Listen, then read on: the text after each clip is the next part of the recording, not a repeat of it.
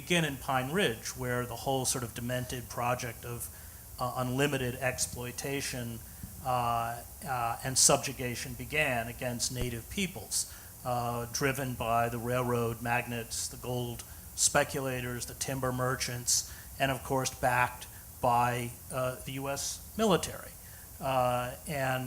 We were different from Europe in that we colonized ourselves, and once we finished with westward expansion, we turned on the Philippines and Cuba and everywhere else, including, of course, today Iraq and Afghanistan. It is about uncovering an ethic where you disempower people within these zones, and they are made to prostrate themselves before the dictates of the marketplace. This ideology that we have accepted primo facie, within the wider culture, that somehow the dictates of the marketplace, that human behavior should be made to subjugate itself before the dictates of the marketplace, which is, first of all, a utopian vision. And I use the word utopia the way Thomas More meant it to be used. Utopia literally means no place. It doesn't exist. There's nothing in 3,000 years of economic history to justify the absurdity that human societies should conform to the dictates of the marketplace.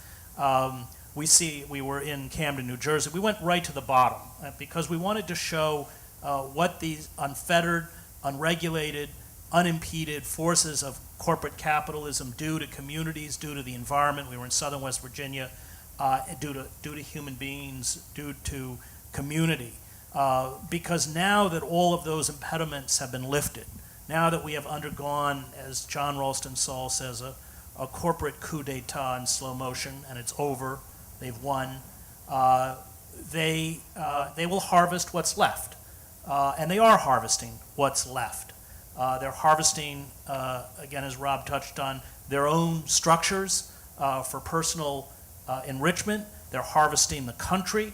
Anytime you have hedge fund managers go into the inner city and talk about education, it's not because they want poor people to learn how to read and write. It's because the federal government spends about $600 billion on education, and they want it. And they're going to get it, just like they're going to get everything else. And I think that the goal of this book was to begin to uncover or unmask the structures of power, corporate power, and how there is nothing now within the formal systems of governance to impede this power. Essentially, we have unleashed corporate systems that commodify everything. Human beings are commodities. The natural world is a commodity that it will exploit until exhaustion or collapse. And that is why the environmental crisis is intimately twinned with the economic crisis. In theological terms, and I come out of seminary, these are systems of death.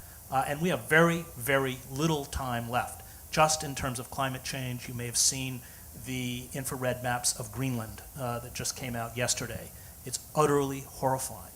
And the fossil fuel industry, when you understand the nature of unfettered or unregulated capitalism, will literally kill the ecosystem on which we depend for life for quarterly profit. They know no limits. There is no capacity within the engine of corporate capitalism itself to place limits. And because we have essentially allowed through systems, the political process, to surrender our power to these corporations, because the judiciary is a wholly owned subsidiary of the corporate state, because systems of information have been corporatized. Roughly a half dozen corporations, Viacom, General Electric, Rupert Murdoch's News Corp, Disney, Clear Channel, control almost everything Americans see or listen to or watch. We've been rendered deaf, dumb, and blind. The real dialogue, which of course Occupy captured, is shut out from national discourse. And instead we're debating, we talk about Ann Romney's horse or Newt Gingrich's moon colonies or whether Barack Obama's a socialist. It's out of an Alfred Jarry play. And it's terrifying. And I'll just close by saying that for me, the power of the Occupy movement was that it, number one, understood where power was, which is Wall Street, and secondly, it understood that the only mechanism we have left by which we can save ourselves are acts of civil disobedience.